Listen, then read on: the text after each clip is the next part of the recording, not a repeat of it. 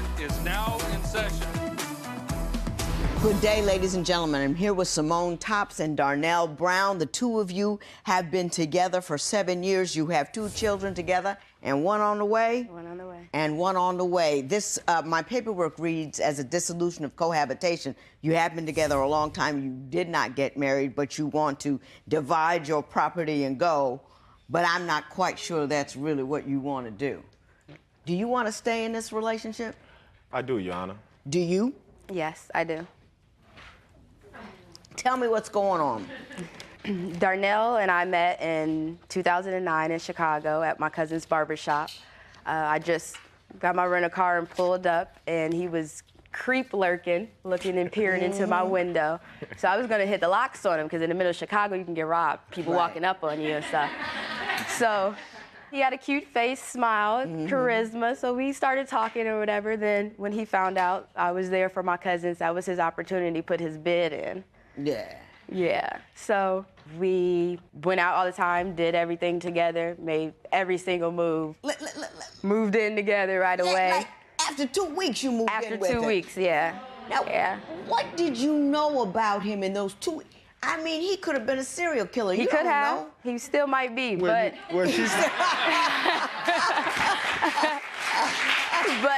at that time, it was the charisma. We had so much chemistry and a lot of things in common. The things. A lot of serial killers have. They said Ted Bundy was charming. Yeah. They said he was just the most charming dude. I'm sure, right. Right before he bopped you in the head. Yeah. Well, I was When bopped did in the the trouble head. start? When did 4 the months trouble into start? the relationship. What happened? He brought someone to my house, said that he was going to like smoke and take them to work, and it was a female, and you know I have problems with any female being in my residence, and from that point on it was just a constant battle of not being able to trust him with women. Do you believe he's actually cheated on you? Yes. Tell me about it. One day I got into my vehicle and there was a camera in my car, so I go through the camera and he's like booed up, taking pictures with a female. And it wasn't in my car, it was a totally different car. But I don't know how the camera got in my car in the first place. Then he tells me it was a different female's camera than who was in the picture with him. So that's just too many situations going on. And none of his stories were adding up at that time. Of why he was with her, why he taking pictures, and how the camera got in my car for me to find out about it. Have you cheated on her, Mr. Brown? Not since we've been back together. Not this time around. Now, when did you get back together? 8 months, February. 8 months ago? February 28th of So February. you've been cool for 8 months? Yes, ma'am. Let me ask you this, Mr. Brown. Do you have a trail of little ones hither and yon? Somewhat. When I met... Somewhat. Yeah, when How many little ones do you have that aren't with her? 3. You have 3 children. Yeah. How many different mothers? 3. And how many of those children did you have while you were with her? 1. You just a busy boy. Ain't he? Yes. Which equals a total of 6. Do you care for those kids? Do you see them? Do you love them? Well, they all in different states at the moment, but most of... You know, they got some mail. You can put some money in the mail. Yeah, I'm working on it. We're all working 6 on it. kids. It's Yeah, 6 I'm working of on them. it. Well, You have 6. He has 6. I recently... I have number 4 and 5. Before, I have 3. I had 3 with, you know, in during the time that we weren't together. But the 3 was before her, really. 3 were before me. Right. I have number 4 and 5. And there's a 6th one? Right, and I have 1. Yeah. Right, I have 1 without her. One. Since you were together, you had 1 with somebody Right. else. Since we weren't together. because we just got back together in February. So. Oh, I see. So during that time, Mr. Brown, you know, usually I'm tired today, so I can't yell at you. Yes, ma'am. But don't you see that you have an obligation not to impregnate women and move on, because you leave in your wake a whole slew of people who are probably going to live in poverty because they don't have any economic support. Don't you see that? Yes, ma'am. Yeah. I wasn't thinking about that when I saw that beautiful face right there. She wasn't thinking about it either when she let me leave the person I was with for her. Contraception. Yes, ma'am. Well, I haven't had any children since, well, now she's pregnant, but I haven't had any children. And really, this is her fault that she's even pregnant. It's my fault? Yeah, it's her fault because Oh, okay. she don't know how to She don't know how to slow down. But Mr. Brown, I want you to take that seriously. I do. I'm asking and you I to do, do and that. I do, y'all, and I do take it seriously. At the time that I was, fooling around and messing with a whole lot of women, I was immature. I really wasn't thinking about the consequences and the repercussions of the later on. Right. So, it's kicking in now, And it's never too late to become a father to your children. Yes, man. You may not be able to support them all, but show some interest. It'll make a difference in who they are and what they think and how they feel. And if any of them are little girls, if they have a father who loves them, they're not going to go off with the first idiot that tells them something good. You could stand in between them and some ridiculous character that's going to do something horrible to them. You that man. You Superman. Yes, ma'am. All right? Yes, ma'am. Now that you've left the women alone, I understand you've picked up a whole new habit altogether that concerns Miss Tops, and I believe it has to do with gambling. A couple months ago, our gas was cut off because he didn't give me the money that I needed to make the payment. I made payment and arrangement. This is how much you would need this week. This is how much I need the next time you get paid. He took his money to the casino. Doesn't it just make your knees weak that your woman and your kids are in a house with no gas?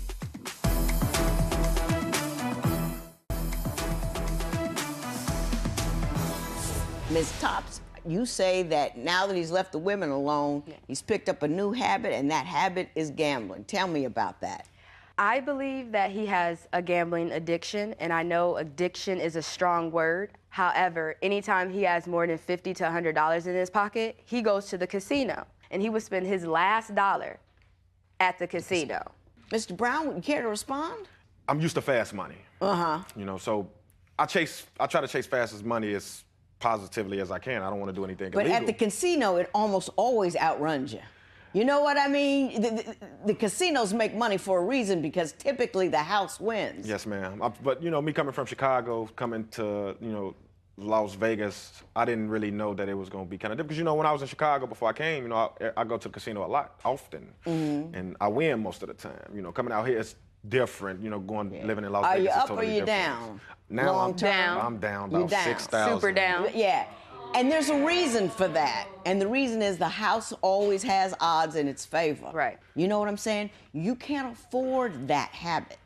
You've got a woman, 2 children, and some 6 others children. out, 6 kids that could use use some food. Thank you. Are you prepared to stop that? Well, we've been talking, and she's already left me once for the issue since I've been here.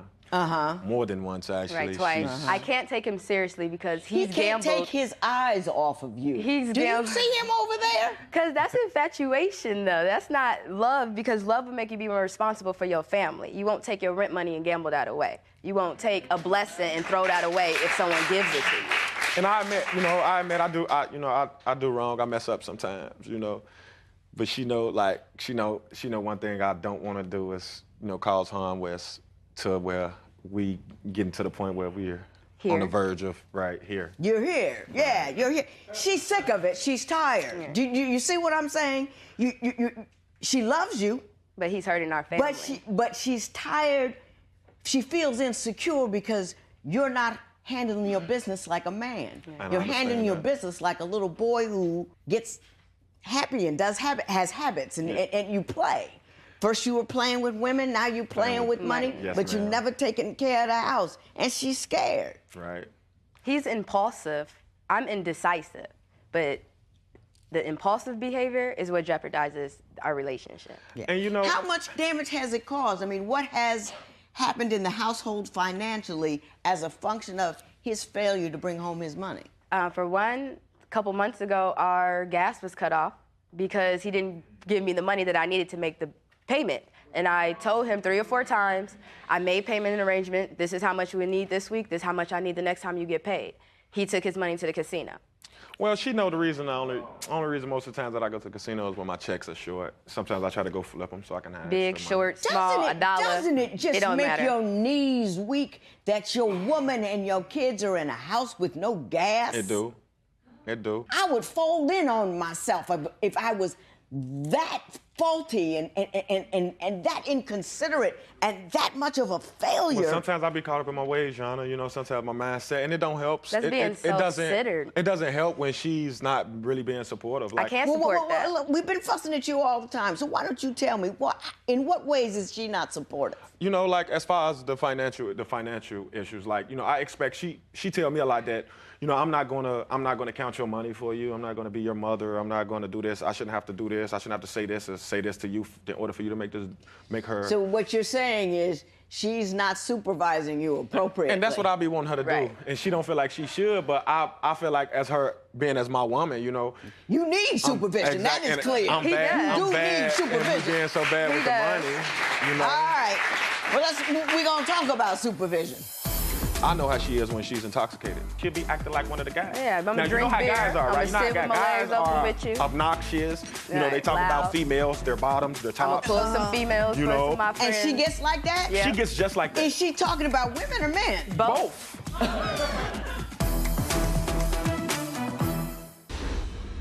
Now, I've been leaning on you the whole time, Mr. Brown, and you took it very well. I want to talk about some concerns you have with Ms. Tops. You say that she spends a great deal of time partying with her male friends. Why don't you tell me about that and why it causes you concern? Okay, for instance, when I first got here, you know, she was out here a year before I got here. Right. She been here a year before. So she already have acquaintances and know people. And she also have a best friend. She have a best friend.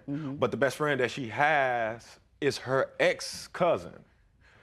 So how does one become an ex-cousin? No, her ex-boyfriend's cousin. Oh, her ex's cousin. Right. Her ex-boyfriend. Procedure I didn't know anything about. Right. Her ex-boyfriend cousin is her best friend. Right. You know, and I kind of have an issue with it because, you know, I kind of feel like the guy has a thing for her. You know. Do you believe that she's trustworthy and faithful, or have you found things that cause you concern? She don't answer her phone when she's around these people, so that kind of caused me to wonder what is going on. To wonder what's Ms. going on. Tops, is there anything going on? No, absolutely not. And some of the reasons why I don't answer my phone, because he'll call me an hour after I leave out the house. And I just feel like you're putting me on a curfew or checking up on me. You could text me and ask me, and I will answer you. But when he leaves the house, I don't bother him. He doesn't come home at 6:30 in the morning and says he's at the casino. I don't question that. So why are you questioning someone who's been in my life way longer than he has? Right. And never have shown anything. Let me ask you this, Ms. Tops. You also have some concerns about the manner in which he speaks to you. Yes. And how you two deal with conflict. Explain that to me. We bump heads a lot when we're mad at each other, and the confrontation that it causes, the friction that it causes is sometimes unbearable. Me and him may argue at the casino. He may tell me get out his face or move around because he doesn't want to be bothered while he's gambling. And then he'll change his mind and be like, well, come sit with me so you can help me make this money back. It's like, choose one or the other. Or if I go out with my friend, he wants to argue about how long I've been gone, but I don't question you when you don't come home. You know, it's just like tit for tat. Right. Or he doesn't have to explain his situation, and all of mine has to be explained. Has to be explained. You have an obligation to inform. He wants to control he can live Simone. freely. Mr. Brown, what is your response to that? Do you think that's true? No, it's not true. And she know I'm far from being insecure. It's really not more or less of being insecure. It's that I know my woman, even when I'm in a relationship with her and I'm not in a relationship with her. And I know how she is when she's intoxicated. And I don't like having the thought of her being intoxicated around another male. How is she when she's intoxicated? She's like another, flirtatious? she's just another guy. She's a dude? She's a guy. When she's intoxicated, she turns into a guy, but that guy is like, I don't know how to express it. It's like a girl guy. She's like a girl guy. It's like she talked to guys. You're gonna have to help me with that. I don't understand. I don't understand it. She's like, you see how she look, right? Yeah. Now if she put a tomboy charisma on, right? She's still attractive, but she's still like she'll put a tomboy charisma on. But she'll still be attractive, but she'll be acting like one of the guys. Yeah, I'm now, you know how guys are, right? You know how guys are obnoxious. You know, they talk about females, their bottoms, their tops. I'm gonna pull some females for some of my friends. And she gets like that? Yeah. She gets just like that. Is she talking about women or men? Both. Now she don't have any woman on woman tendencies, But it's just that she's too Right. comfortable. You know, sometimes I feel like she's too outside the box. With it, because it's her best friend, and I'm her man. And it's invitational because it's over the top. That is your concern. And I'm her man, even though she's known this guy long as she knows me. I got you. The respect level was supposed to have been tenfold. I got you. Know, because she lays in the bed with me, but you know, for some reason she feels as if she makes me feel like her male friend is more important than I am, and I don't like that. I got you. I'm gonna explain all that to you.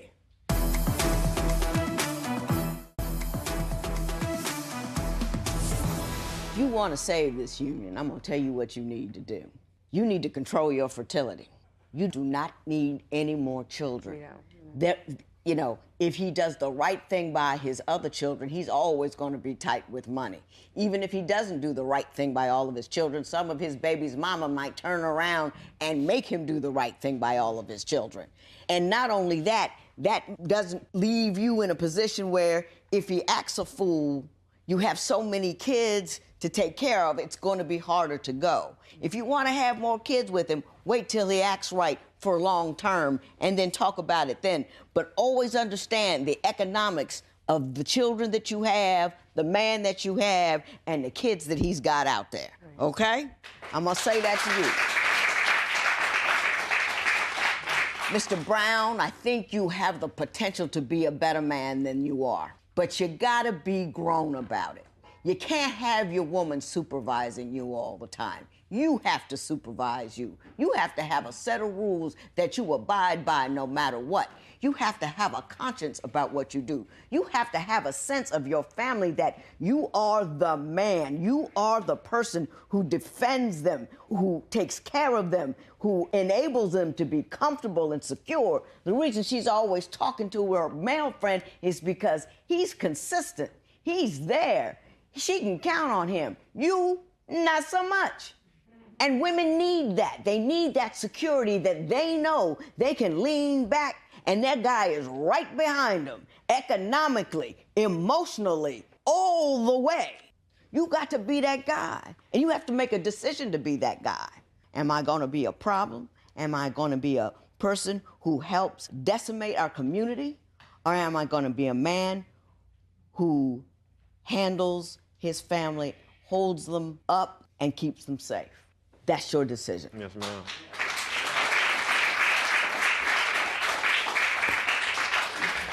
Make it soon, make it well, because this woman is so fine. Thank you. She can go anywhere she wants to. You see what I'm telling you? Yes, ma'am. I know you can travel. We get all of that. But good women who are like that are worth their weight in gold. And after a while, she's going to get sick of it if you don't get straight. You with me? Yes, ma'am. This matter's adjourned.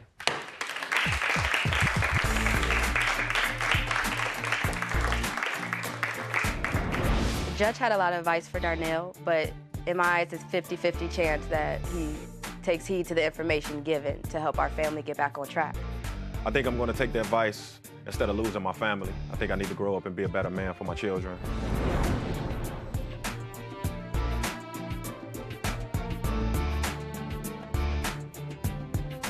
Today on Divorce Court.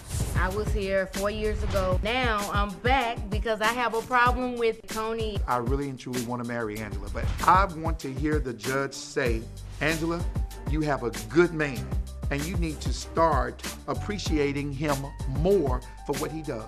If Tony doesn't change, I think I won't have a choice but to leave the relationship because what he won't do, another man will. Divorce Court is now in session. Good day, ladies and gentlemen. I'm here today with Angela Holly and Tony Clayton. I've seen you two before. I remember you. You came here a couple of years ago. You were complaining about her chilling and relaxing in the house and not doing anything, and I fussed at her.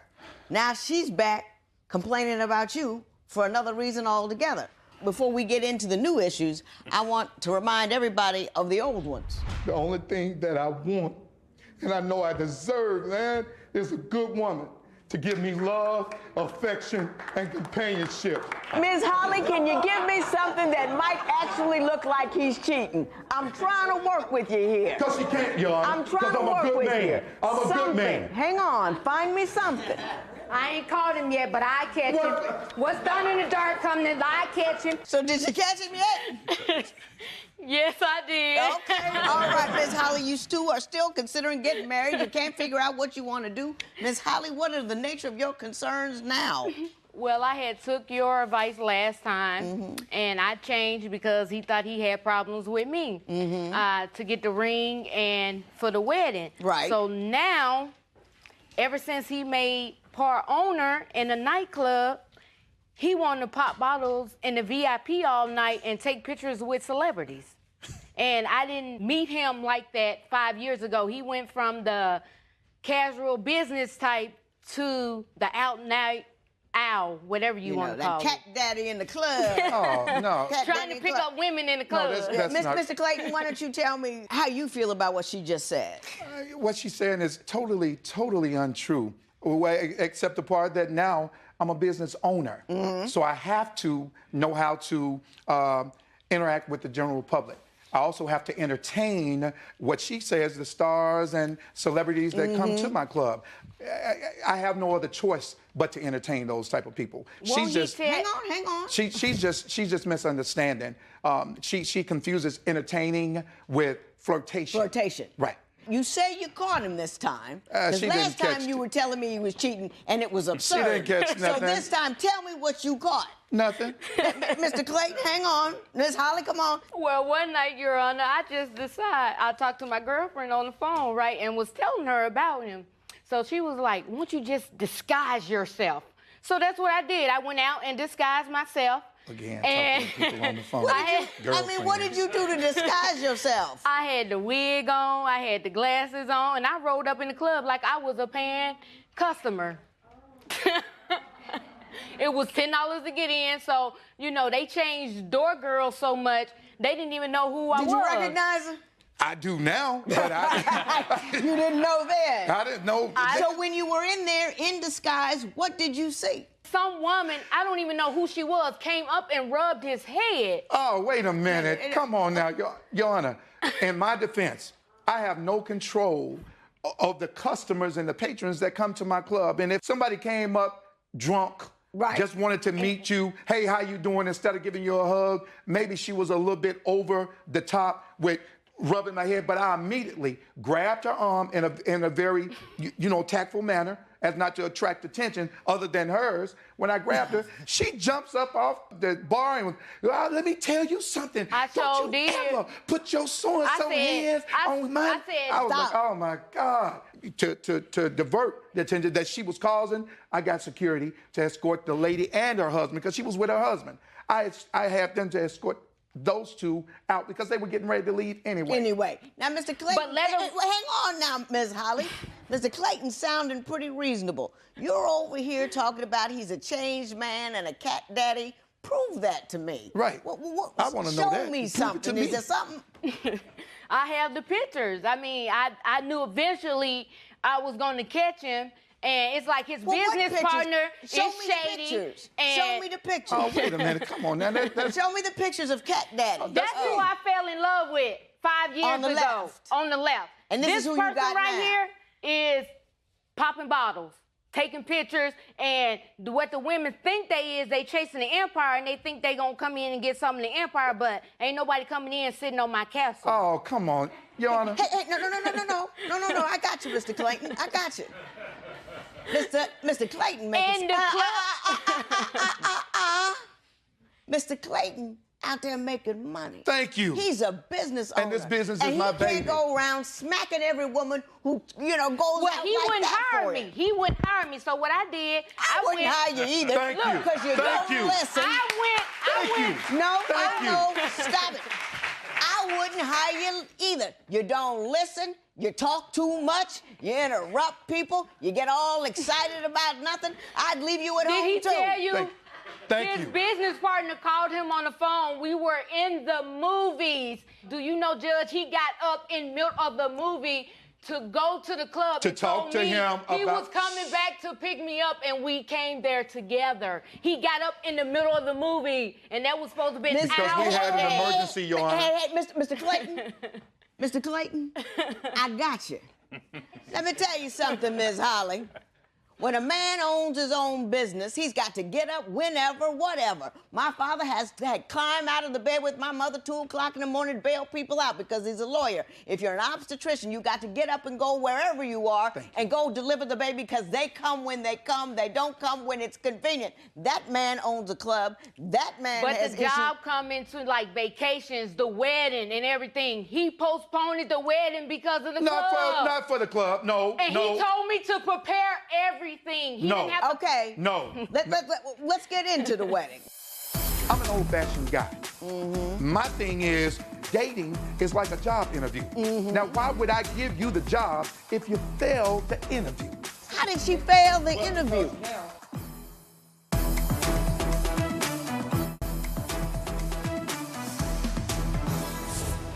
Miss Holly, what happened with the wedding?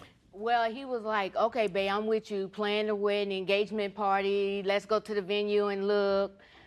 So I told him, I said, well, you don't have to pay for anything. My dad offered to pay for the wedding. Okay. So we had the engagement party, you know, family and friends. So the engagement party went very well. And the month later, coming up towards the wedding, it was like all plans stopped. Deposits had been put down on the venue. I went and tried dresses on, deposits for the dress. He even went with me because he said I can't dress to try the dresses on. So it was like he was all motivated into the wedding. But then when it comes a month later, it's like, let's just wait a minute. But I know what it is. His business partner used to be married. So I know that's where he getting all the ideas from. Okay. That's not right. That's now, not fair. Mr. Clayton, what happened with the wedding? I mean, it looks like it was a go, and then 30 days. Because she started acting crazy again. What kind of crazy was she acting? Well, when I say crazy, I mean, she made some changes, but not enough changes. I'm an old-fashioned guy. My thing is, dating is like a job interview. Now, why would I give you the job if you failed the interview? That doesn't matter. That doesn't make sense. How did she fail the interview? Well, because now I still do the cooking. You still cook? I still do the cooking. I still do all the cooking. I still do 80% of the laundry because I want to. But I'm trying to get her to understand a marriage is not to be entered into lightly. So you need to know your responsibilities and your role as being a wife. I'm the head and not the tail. A wife is not the tail either. Let me tell you that. Don't get that confused. And I went out, got a job, like he said, but I went and bartended because he wouldn't hire me. But he was saying that I wasn't giving enough to the relationship, which was enough because he said what more do you want? Give me a list. I'm going to tell you exactly what I want. I need her to be more patient. I need her to be more appreciative. She's just got to stop being so pushy.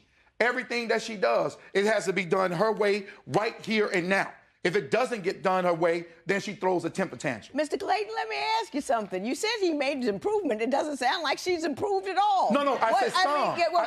Tell me what she's improved on. Well, I mean, okay, instead of going 100%, she may go 60%. As far as the laundry is concerned. So I mean, she's not doing it totally, and I'm not asking her. I don't need somebody to wash my underwear and socks 7 days a week. I'm not saying that. But what I'm saying is, if it's a partnership, just like you said, she's not the tail. I'm incomplete until she comes back where she belongs, and that's by my side. If she was taken from my rib, then I want her back by me. Now, in the case of what she thinks, she wants to be married, but she still has the mentality sometimes of a single woman type of person. But he control. He want to do everything, so, you know, I'm not in control of any. I'm not, Your Honor, I'm not in control, Your Honor. I'm in control. Miss Holly, you're 37 years old, and you want to have a baby. He always like, I want a baby. He always saying these things to me, but he never comes through with them. So is he the type of person that just, you know, so used to being by himself all the years that he's not ready for a committed relationship?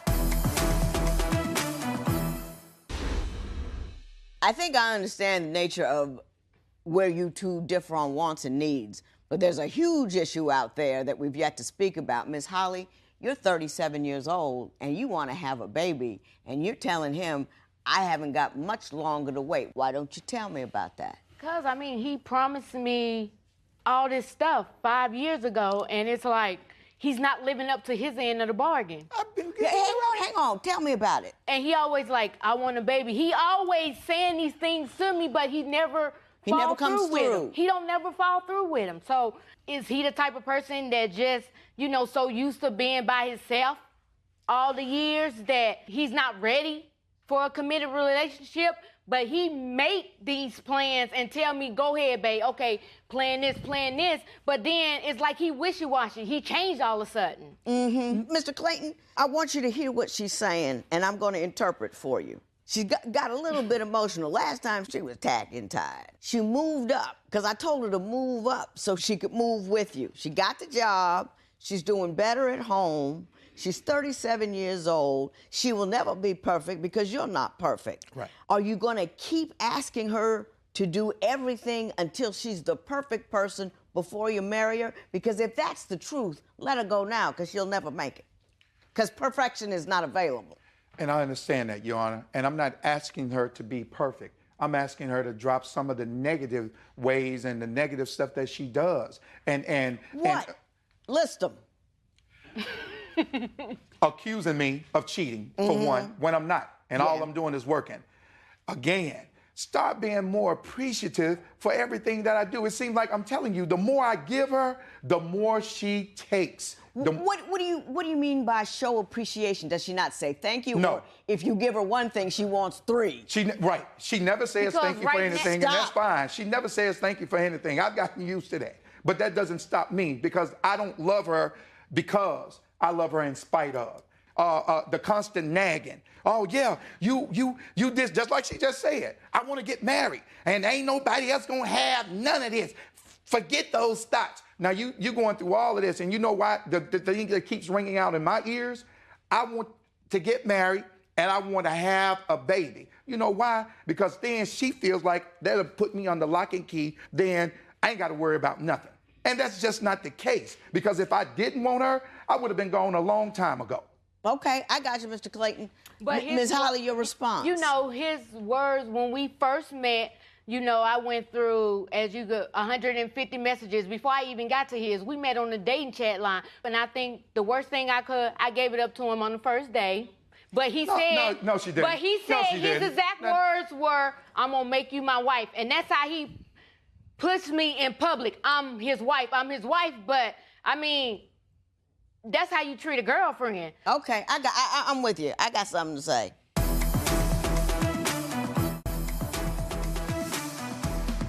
I want a peace to descend upon you, Mr. Clayton.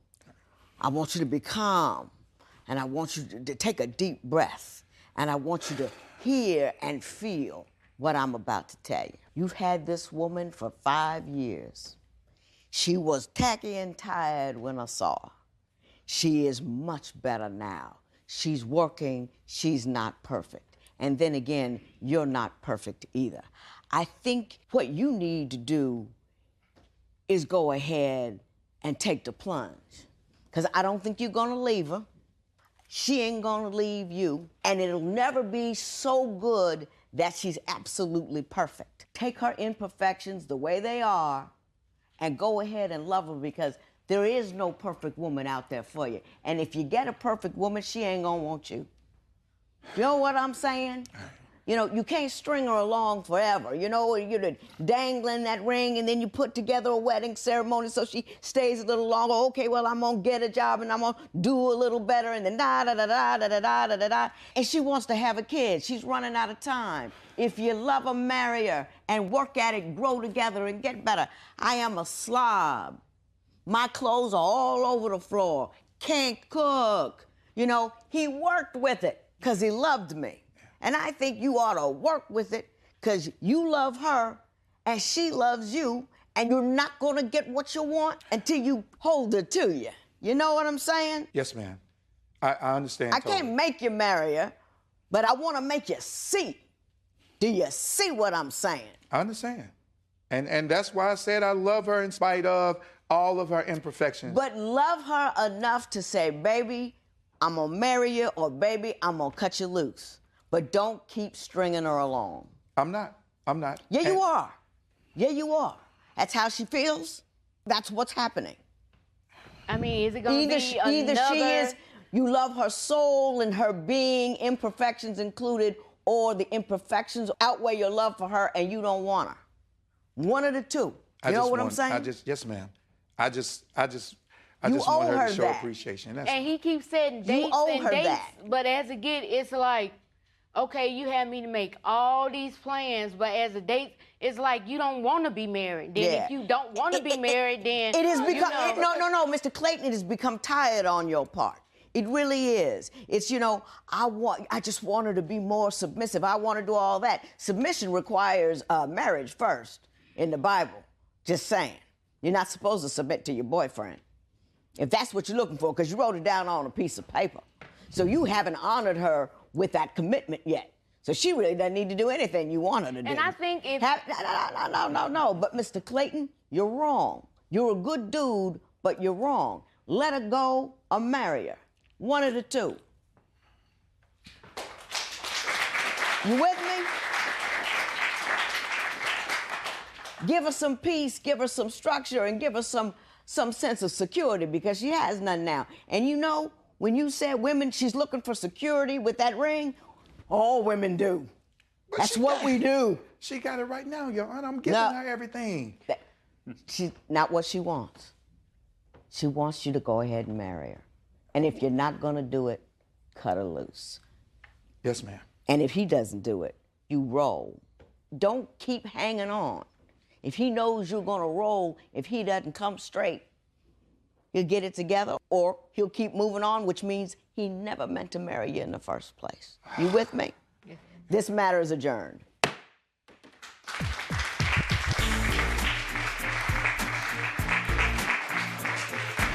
Judge Lynn told me if he don't marry me or pick a date or give me a ring, to kick him out the door, and he have until May 14th of next year, because that's when we met. I'm tired of being the live-in girlfriend. I'm ready to be the wife. I'm going to make her my wife, like she said.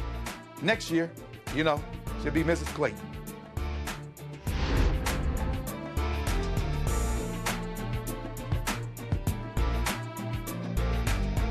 Today on Divorce Court. Kimmy's my best friend and my significant other. He does some things that a man's supposed to do, but he won't commit to me. My issue with Shelly is she's controlling and she's possessive. She basically doesn't want anybody else around me but herself. He thinks he's God's gift to women. I'm not about to bow down to him. If he doesn't commit to me, I want to find someone who will. Divorce Court is now in session. Good day, ladies and gentlemen. I'm here with Shelley Brabham and Kenneth Trotter. The two of you have been together for 2 years. You do not, I'm not going to say that. You want him to put a ring on it already. That's or right. Or you're going to bounce. That's Mr. right. Trotter is saying you're not having it. So I'm not quite sure what you're going to do. But why don't you tell me how we got here to begin with, Ms. Brabham? Well, Your Honor, we met on a dating site about 2 years ago. He was really there for me and my kids. He stepped in when nobody else would. So basically right now he feels like I owe him something. He feels like, okay, because he was there for me and my kids when nobody else was. Well, how many kids do you have? I have 6. You have 6 kids. And how was he there for you? Well, basically, at the time, I had a situation going on with my house and things like that. So I needed a place to go, so he opened his doors for me and my kids. He took you in? Yes. After knowing you how long? Probably about a good 6 months. Uh-huh. Mr. Trotter, why? No, I'm not being facetious or anything. That's a lot. A woman with 6 kids. Did you feel bad, or what was going on? The biggest thing is when I see people, any female that has more than 5 kids that doesn't have a significant other around them, like my mom, she was one of them. She has 7 kids, so I tend to help out anybody that does. Because you've lived that. Yeah.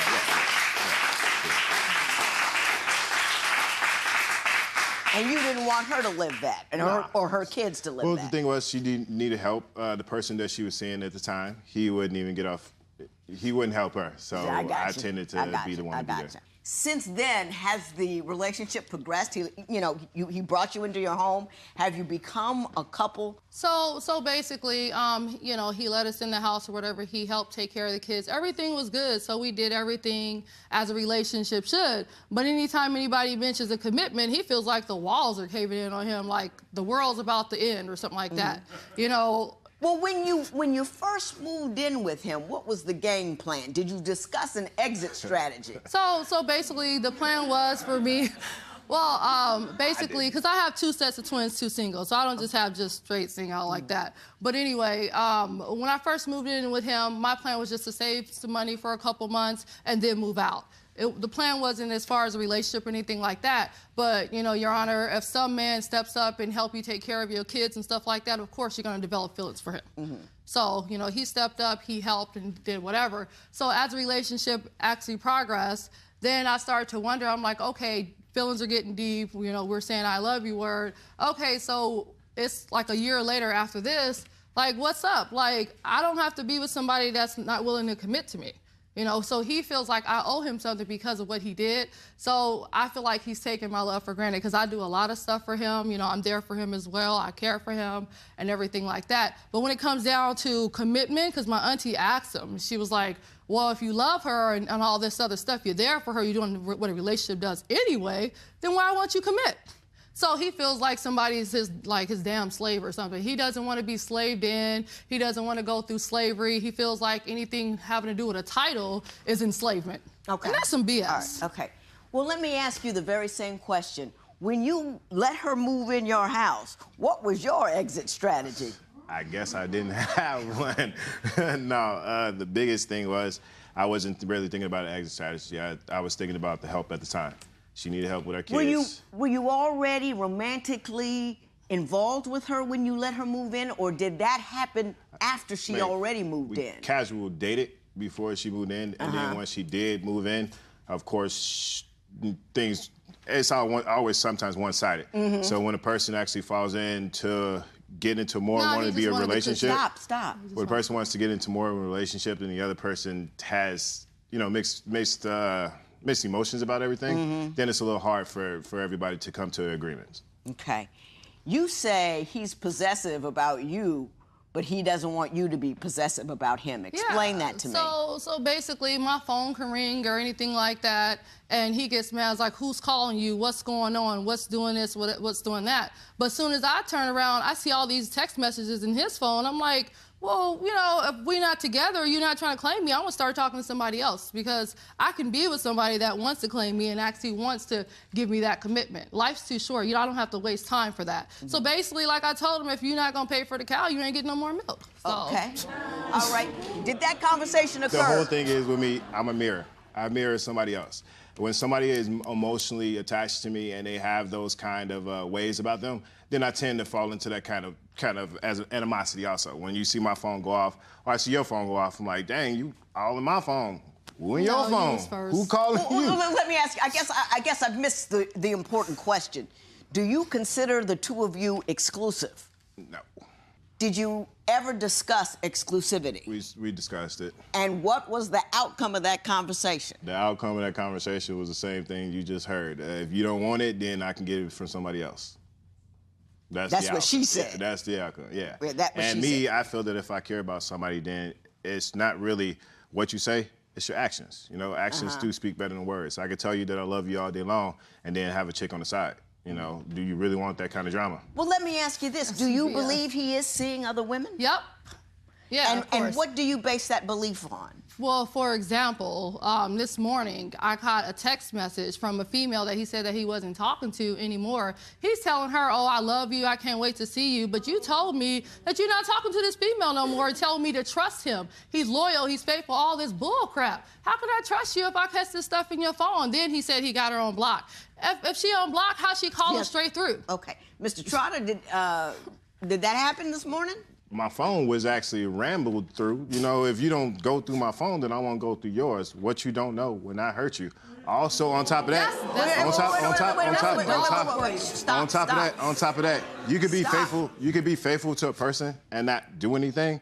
but have female friends. Okay. With that my, comes... my question to you is this, however. Was there a woman out there exchanging words that are romantic in nature with you? Well, I mean, it's romantic in nature, but we already had this conversation about that one person. So it's kind of complicated to tell you about it because when it happens, it does happen. But what I do is I don't put anything out, I don't do anything out in the open to you. So it was an ex and she just keeps on? No, he giving her a reason to keep on, to keep calling her. She is an ex and she still calls me and talks to me. But I'm not going to tell her that I have a personal relationship with somebody else right now because it's not in her business. And I know that when it comes to technology, they go on and cause drama. If it's Facebook, if it's Instagram, wherever social media it is, they will cause drama. Okay, I got you. I'm with you. I understand what everybody's talking about. I told him if Judge Toler can't do it, can't nobody do it. I've been watching you for a really long time. I've seen you turn some things around. If God can't do it and you can't do it, it can't be done. Well, now wait a minute. Don't put me in that.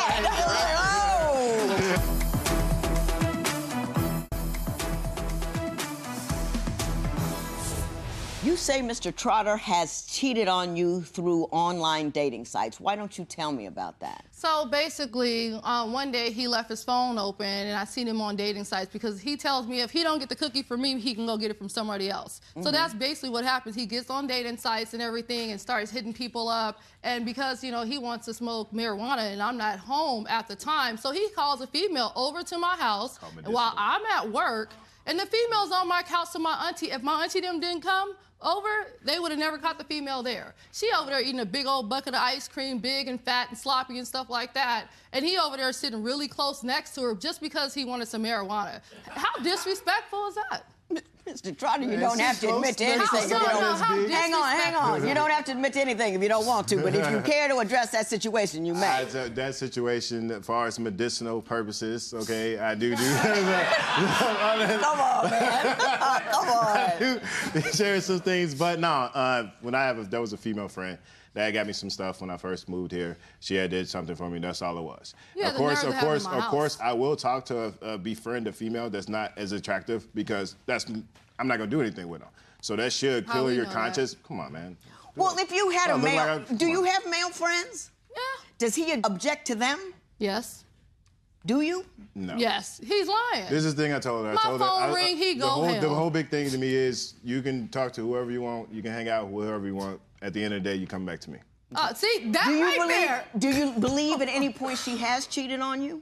I wouldn't, doubt it, but I wouldn't actually. I want to look at her in a good light still, so I wouldn't even think about that. It wouldn't even come to my mind. Why do you say that's a lie?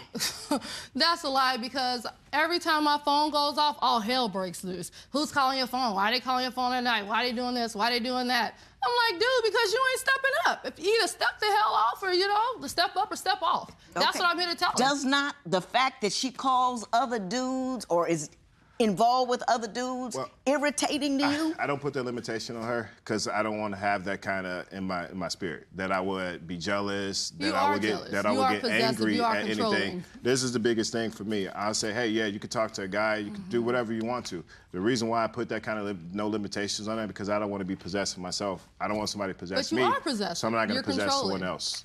I don't control. I say she can do whatever she wants to do. Give me an example of how he is controlling. One instance, probably about a couple months ago, I was talking to this dude on the phone, and he was like, well, why are you talking to this dude? What's going on? Well, how long you been talking to him? How are you going to tell me you love me, and you're talking to another dude? I'm like, okay, well, you told me you don't want no commitment, so I need to move on, right? So he gets mad. He was like, well, how could I really be serious with you if you're talking to other guys? So he brings up the BS. He makes an excuse to not want to do stuff, but as soon as I do something, oh, that's the reason why. So I'm here today to judge, like I told him, if Judge Toler can't do it, can't nobody do it. I've been watching you for a really long time. I've seen you turn some things around. And like I said, if God can't do it and you can't do it, it can't be done. Well, now, wait a minute. Don't put me in that.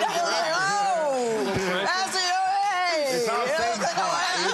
Talk about that's a little too deep for me. He said he want a trophy wife. He wants somebody that look good to him or whatever. He said that to you? Yeah, but he ain't like that when he wants the cookie. So what's the problem?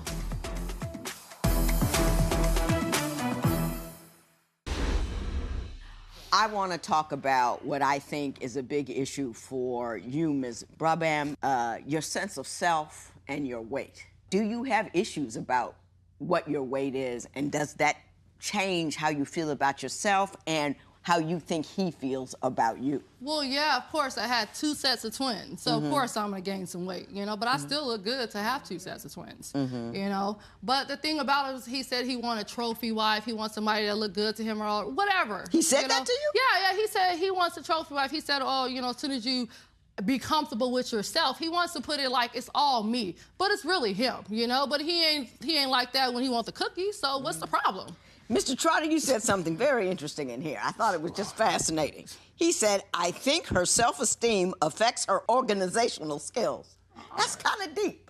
How did you get that from her weight to her organizational skills? Well, being organized always mirrors what you do in personal life. If you're more organized and you care about what you do and what's around you, you care about what's inside you, too. You don't care about nothing. Look at you. Hey, listen, I'm the most disorganized person in the world, but I do quite well in life. Thank you. I got a great husband, great house, great job. That has nothing to do with it. Great bank account. When you have somebody that's OCD and likes to be clean and organized, when I like to be organized, I like to have all my stuff straightened out. Or if I have something that's missing, I like to be able to find it when I want to find it. I get that. But, Mr. Trotter, I'm glad you said that, because that is the OCD mind. They have to have that external chaos to keep the internal chaos together. They want to be, that's a tick on your part, an OCD. Just because you're disorganized in your life doesn't mean you're disorganized in your mind. It just means your mind doesn't get disturbed by it. Well, the disorganized shows on how you show yourself. You know, you can like exercise. It's good if you're just sitting there doing nothing.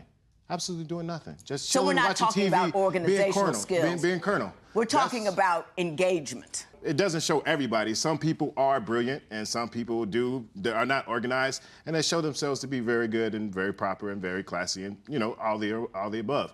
But those are the people that are very lazy at doing stuff, and they're very dysfunctional in their self. That shows on the outside too. So not everybody. I think the organizational thing is a symptom of. Just a symptom, yeah. Symptom of, but not, because that's. It's not a whole bride about it. Is the weight an issue for you?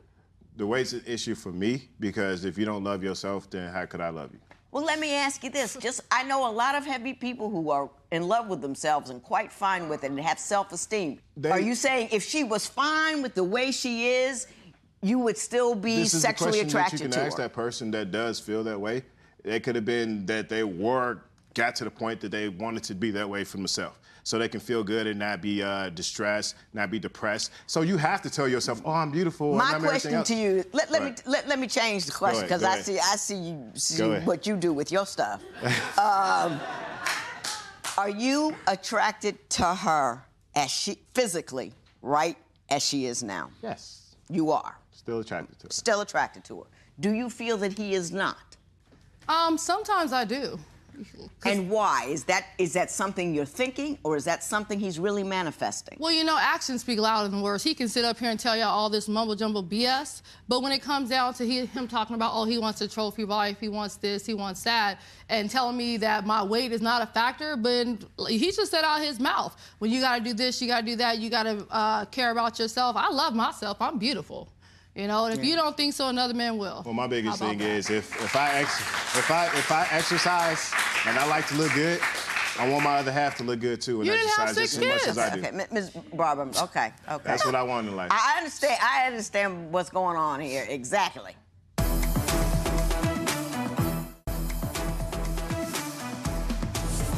My mother once told me, never make a man tell you he doesn't want you more than one time.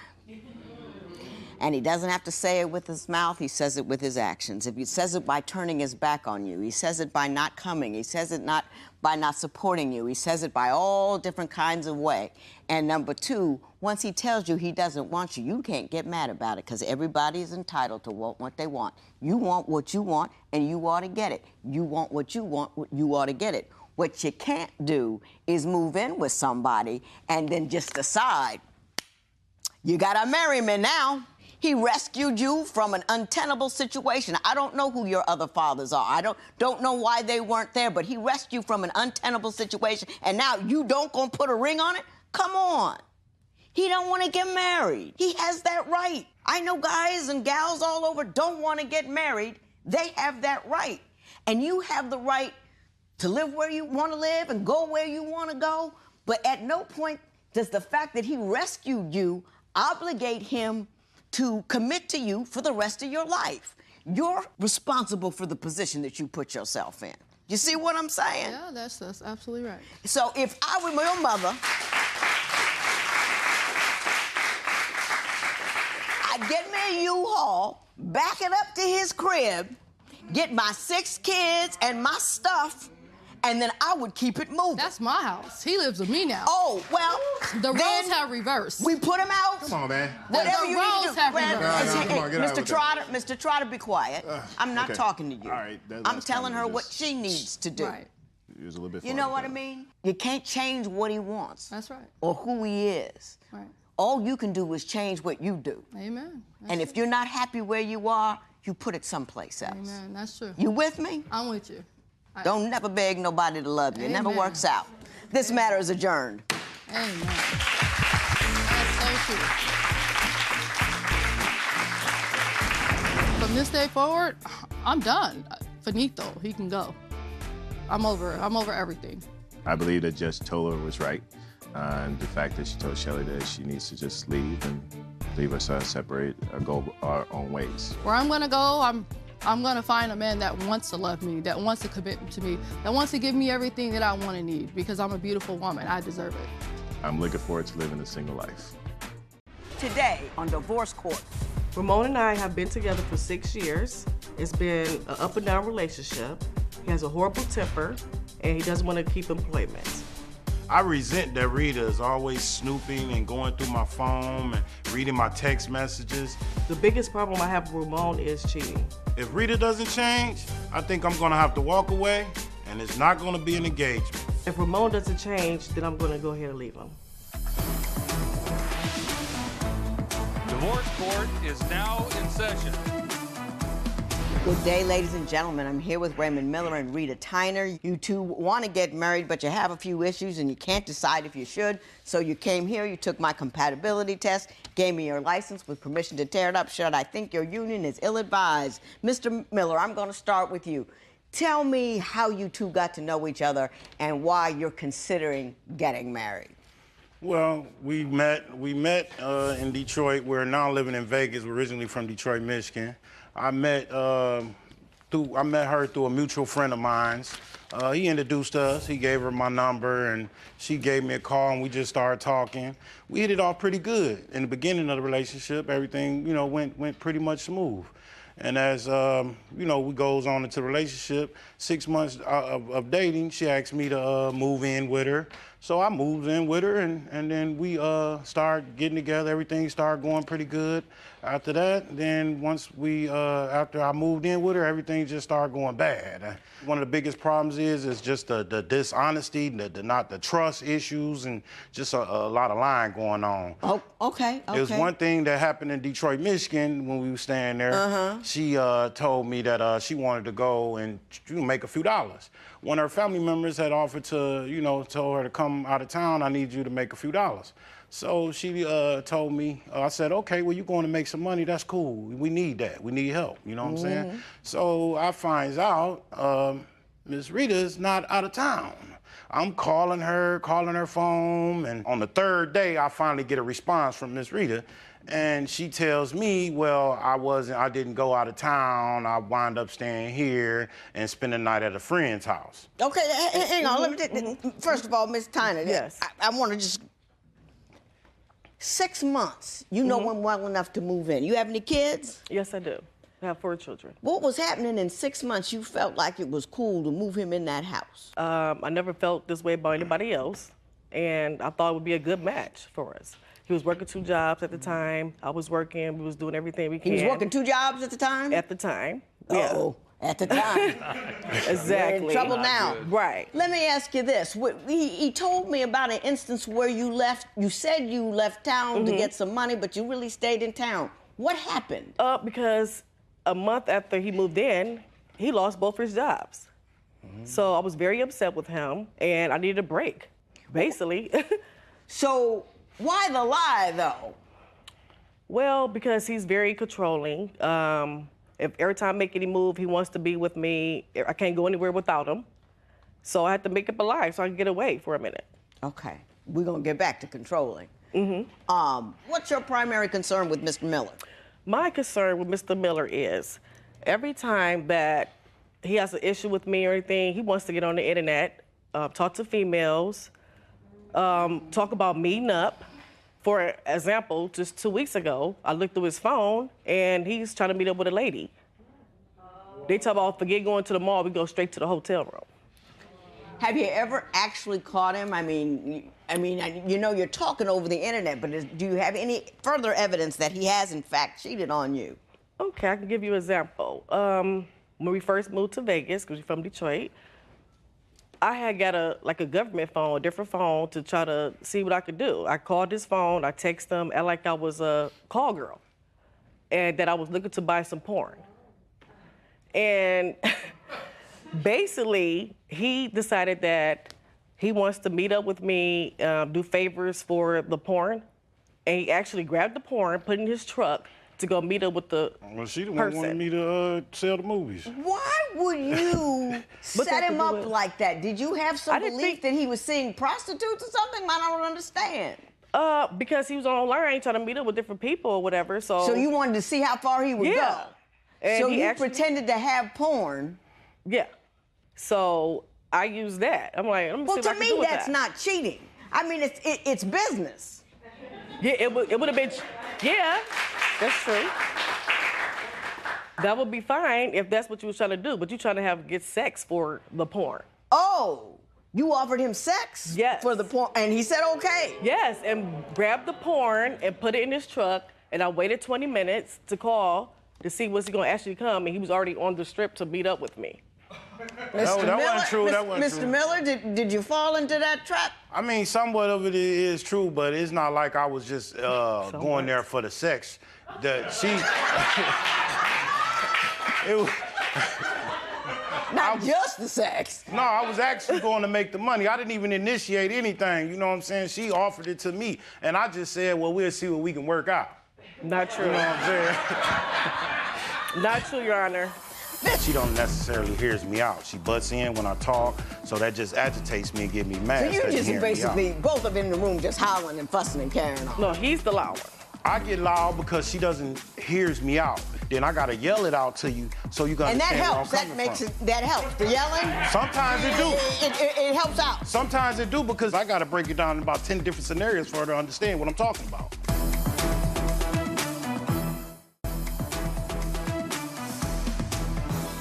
I have here in my paperwork something where I wrote in big caps, really? So I'm really hoping it's not true. But it says that one time when he was out of work, you quit your job so you could stay home and keep your eye on him. Is that true? Yes, I did once. What kind of sense does that make? Yes, I did. Yes. You got kids at home? Mm-hmm. You lost your source of income, the way you were going to feed your children in order to keep your eye on a guy. And I should have just got rid of him instead of just doing that. That's true. What is it about him that would compel you to want to keep him so badly? Apparently a guy you can't trust enough to leave home alone during the day. Well, I mean, he's a great guy besides the internet and everything else. I know, it sounds crazy, but... Yeah, it does sound crazy. Yeah. I'm with you there. Mm-hmm. Give me 3 attributes. Well, We're going to work you out, Mr. Miller.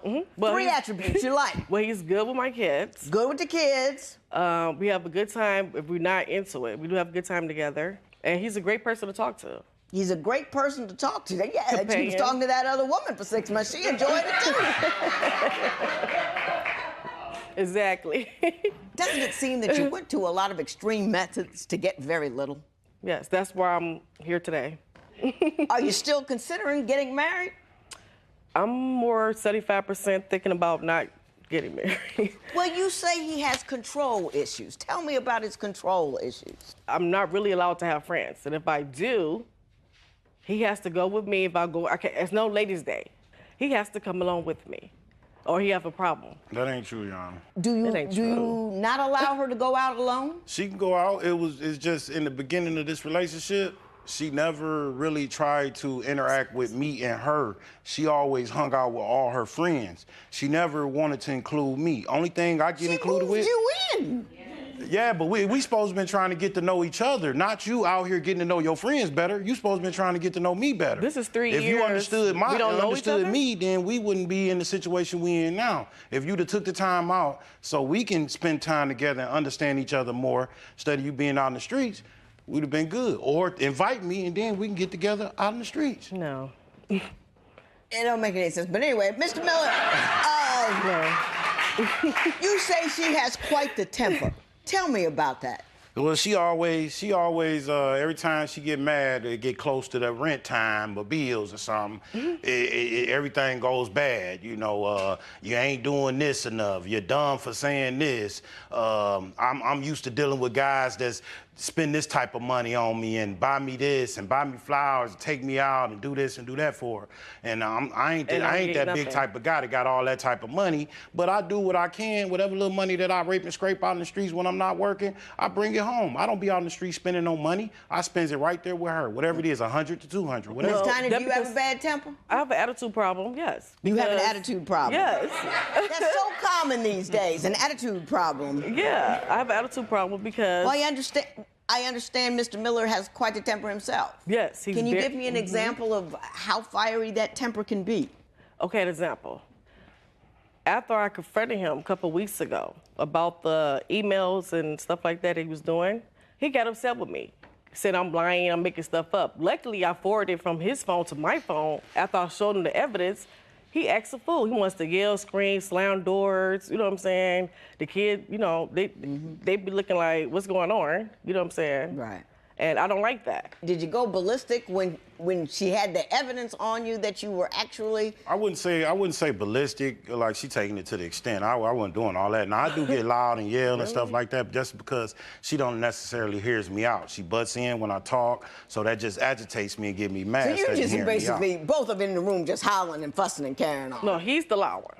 I get loud because she doesn't hears me out. Listen to what I'm saying, and you know, if I break it down to you, and so you can understand where I'm coming from. But then if you ain't trying to hear me, then I gotta yell it out to you so you can understand where I'm coming from. That helps. The yelling. Sometimes it do. It helps out. Sometimes it do because then she understands me what I'm saying. I thought I broke it down in different scenarios for her because I gotta break it down in about 10 different scenarios for her to understand what I'm talking about. Breaking down and getting loud, two very different things. They're polar opposites. Well, you can't do both at the same time. That's what he's thinking. Don't worry about it. Yeah. And he spilled the beans on everything that's been going on with them two. He told me they slept together twice. Well, of course he's gonna say that. Because he's trying to make him upset. Every once in a while, I have to check my paperwork. This is a before your vows.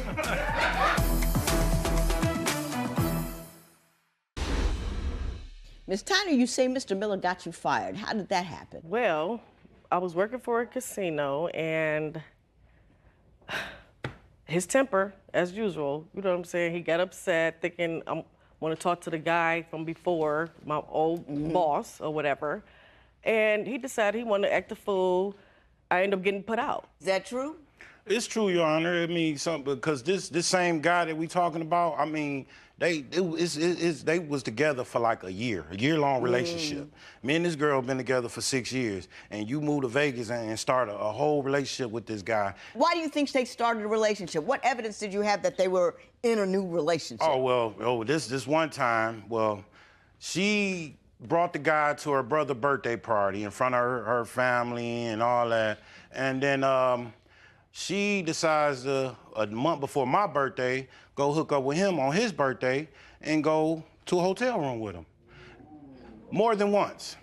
Did you do that? That's what he thinks happened. What no, he was a happened? co-worker. I mean, like I said, he was my boss, and he was the only person I had to talk to, and that was willing to help me out in a new town. That ain't true. He was always jealous of him anyway, I guess. That's not true. Because... Well, how do you know they were at a hotel? Because he called me after she threatened to call his wife. She called his wife, and she must have said something to threaten him. So he calls my phone, and he spilled the beans on everything that's been going on with them two. He told me they slept together twice. Well, of course he's going to say that. Because he's trying to make him upset. Okay. Now, every once in a while, I have to check my paperwork. This is a before your vows. You two are in here trying to decide whether or not you should get married. And all I know is that you guys got some tacky behavior, running around, not doing the right thing. Everybody sleep with everybody else. Let me ask you a question, Mr. Miller. Yes. Why are you considering marrying Mrs. Steiner? Now let me put some parameters on that. I'm gonna ask you to take 30 seconds. I used to say 90, but I've cut it down because nobody can make it. 30 seconds and tell me why Ms. Tyner is the woman for you. All positive. Go. Well, Miss Tyner, she's still a lovely person, regardless of the conflicts we done had. She's a great person, great personality about herself, great smile.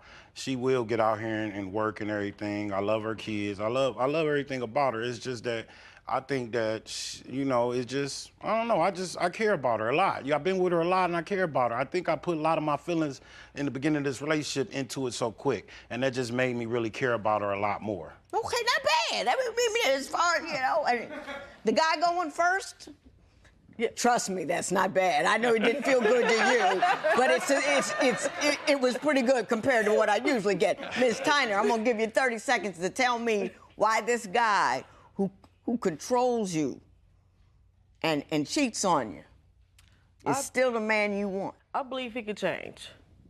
You know what I mean? That's the most important thing. I believe he could change. I believe he do care about me. But I just want him to do better first in his relationship and employment and commitment. And his temper, definitely. And his temper.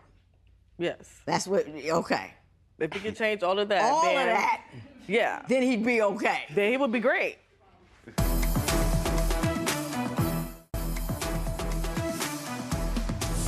One of these days, because I'm getting old and I'm tired, I'm gonna give me a sign and I'm gonna put it back here. It's gonna be neon, red, and it's gonna say, a ring don't change a thing.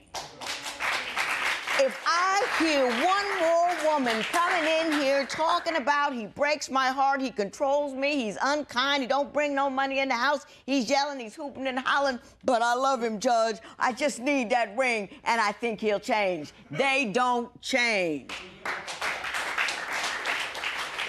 The most engaging he'll ever be is when he's in the process of trying to get you. But once he's got you, the audition is over, and he can behave as badly as he wants to. That's how life is. Wow. That's when the flowers stop. That's when all that stuff stops. Yes. You know what I mean? Even in a good marriage. And I don't know why you get so caught up in needing him when he's not doing you right.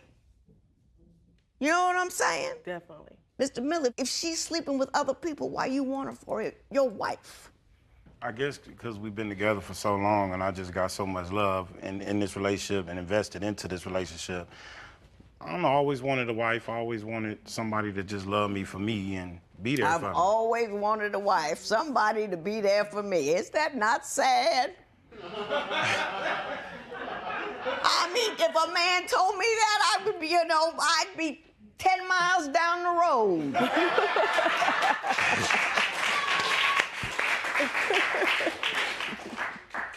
You two are gonna stay together. I know this. But you two need to change who you are. The first thing you need to do is shut off that anger.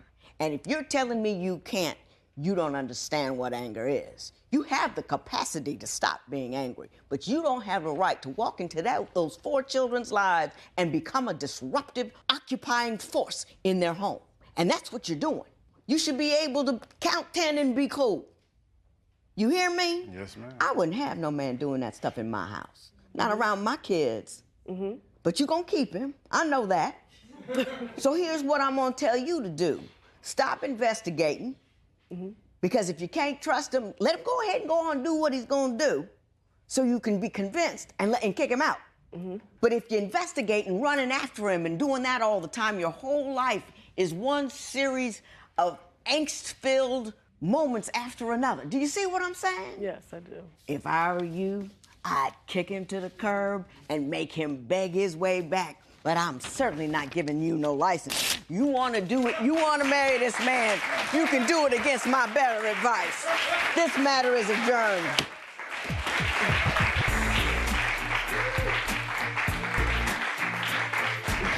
I believe he can change. Hopefully, he'll get it right before the wedding day. Today I learned that I need to work on a few things about myself. So I'm gonna get out here and get employment and stop yelling and stop arguing. Today on Divorce Court.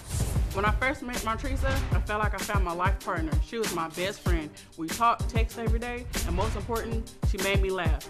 Now I feel like we don't even know each other. We haven't had sex in over a year, and it's almost like she's not even attracted to me or interested in me anymore. We've had our problems, but I've never given her a reason not to trust me. She accuses me of cheating almost every other day. She's looked me in my face at times and told me she didn't care about me. So I don't know how much longer I can fight for someone who doesn't even seem interested in fighting for me. Divorce Court is now in session. Good day, ladies and gentlemen. I'm here today with Martresa Middleton and Patrice Middleton. The two of you have known each other for 5 years. You've been married for this last year. It has not been a good year. One of you, I believe, wants to save this marriage. The other one wants half the furniture in the apartment. So, Mrs. Middleton, I'm going to start with you. Why don't you tell me a little bit about what's the biggest issue for you? Patrice and I met about 5 years ago. It was wonderful. I met her after a really bad relationship, and it was great. She was everything I wanted, and now we're at a point where we don't even have sex. We haven't had sex in over a year, and we don't even sleep in the same bed. I love my wife, and I want us to work it out, but I'm just at a point where I don't even know what else I can do. Do you have any sense why your romantic relationship, your sex life has simply ceased? I can honestly say it's on both of us. We argue a lot, and I can honestly say I've contributed to that. My mouth can be lethal at times, and I know with her, that's something that she's told me has a really big impact on it. And with her, I just honestly feel like she's just not comfortable in her body anymore. I think she's beautiful. I thought she was beautiful since the day I met her, even regardless of how much she's changed over the years. And I mean, that's not something I can make her feel about herself. I flirt with her. I'll even slap her on her butt sometimes, and she just gets annoyed. So I don't know what else to do. Patrice, I'm going to talk to you. She says she loves you, she wants to be with you, but she feels that there's no intimacy, and that's because you don't want it. Is that accurate? I feel like my wife feels that sex is the cure-all. It's the answer to everything. For instance, I lost someone very dear to me, and I feel like she didn't give me time to grieve. There's no time limit on grief. And I feel like she was pushing for sex to heal me, and that wasn't the answer. That's not what I needed. And I'm sorry for your loss. How long ago did you lose this person? A year and a half, maybe 2 years ago. Who were they? Just a family member. Your family member? How long between the death and her requests for sex? I mean, did she give you any time at all? Maybe days, maybe weeks. Yeah. Okay, no. but it's been a year now. So why still no sex? There's different things at play. For instance, she brought up my weight gain, which, from the day we met to now, I have gained weight, that's life. Does she flirt? Does she tell me I'm beautiful? Yes, ma'am. But then the days when we argue, I'm fat or I'm this, and I try to tell her she can't do that. She can't bash and beat me down and then turn around and want something from me. It doesn't work like that. Is she accurate about what you say to her when you do argue? And maybe you are contributing to your own seclusion by making her insecure about her body? I mean, I can own up to the fact that I've said some not nice things to her when we argue. I bring up some really hurtful things, and I take responsibility for that because I don't know. When she hurts me, I want to hurt her back. And that's not the best way to deal with things, and I know that. So I can honestly say that I've contributed to some of the things we go through, but I also feel like from day one, I was fighting an uphill battle. Stuff that I had nothing to do with, stuff that happened way before we ever even met, and I feel like that also has a big part of why we are here. And we're going to talk about that to some extent. I think that's very important because you read the script, you learn how to be a family from the family that you're in, and if the family that you're in isn't quite what you want, you don't know what else to do. Right. But I want to finish this issue for a little while. I'm going to get off the sex so much and say you haven't even heard I love you in months. I haven't, and it's like pulling teeth. And I mean, who doesn't, like, with her, she feels like you should know this already. I don't need to tell you that. I'm aware of my issues, and I know reassurance is a big part of that. I need to hear how you feel about me, and I need to see it as well. And I get neither. Patrice, is she accurate?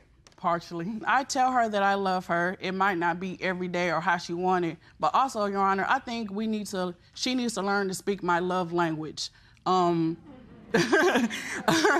Everyone expresses love and affection different. Everyone is not the same. How you were raised and shown love is different how I was. So yeah, I might not wake up every day and say that I love you, but if I get up to make sure you put your seatbelt on, make sure you drive slow, like those are ways I feel like that I'm showing that I love you and I care about you. What you said about love language is so very true, and most people don't have any understanding that everybody expresses love and feels love differently. Right.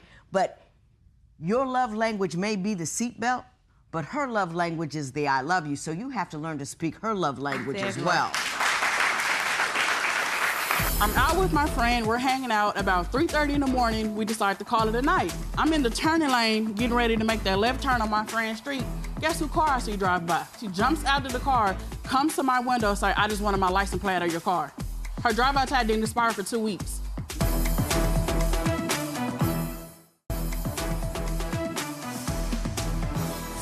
Patrice, you say Montresa accuses you of cheating all the time. Tell me what's going on with that.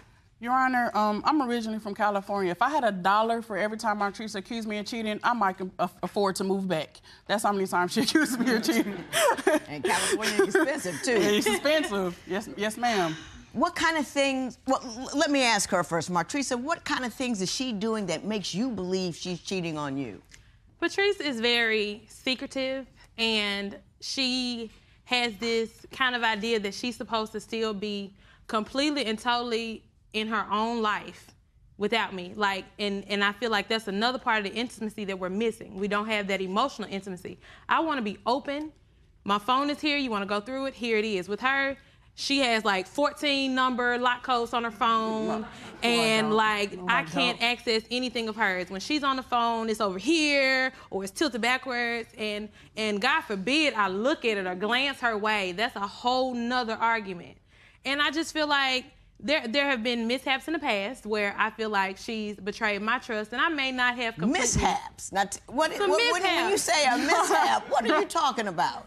My lovely wife, before she was my wife, was behind my back speaking with someone that she knew I was not okay with her speaking to because of previous running. Now, was she cheating on you, or she was just talking to somebody you didn't like? Yes, ma'am. She wasn't cheating on me, but I feel like Patrice does not know proper boundaries with her friendships. And I feel like she does not know how to put in place those boundaries with those friends. So things are said where I feel like they're flirting with her, and she doesn't address it. And I just feel like that's not okay. Because if it was me, you'd be ready to flip a wig. And I honestly feel like she does not, it's a double-edged sword. It's almost like she does what she wants, but you better not do it. Patrice, do you have a life or a piece of your life she's not allowed to enter? No, ma'am, no, ma'am, no, ma'am. It does not matter. For instance, Your Honor, I have a friend, before we relocated to Charlotte, North Carolina, we're still in Memphis getting ready to move, and I had a friend who came back in town. She knows my friend. I said, hey, we're going out to eat, we're going out downtown, just have a good night. I haven't seen my friend in 6 or 7 months. I just want to enjoy the night.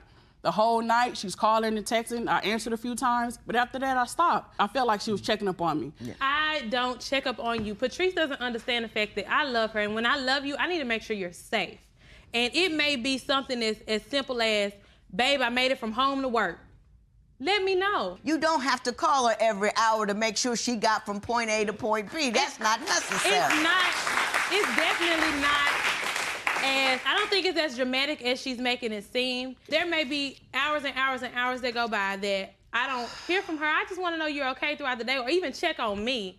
And I don't get that. But then when we're at home or when you're at work, you've carried on 14 conversations through the day with this friend and that friend and this friend and that friend. But can't talk to you. But can't talk to me.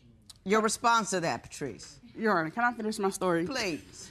So I'm out with my friend. We're hanging out. About 3:30 in the morning, we decide to call it a night. I'm in the turning lane, getting ready to make that left turn on my friend's street.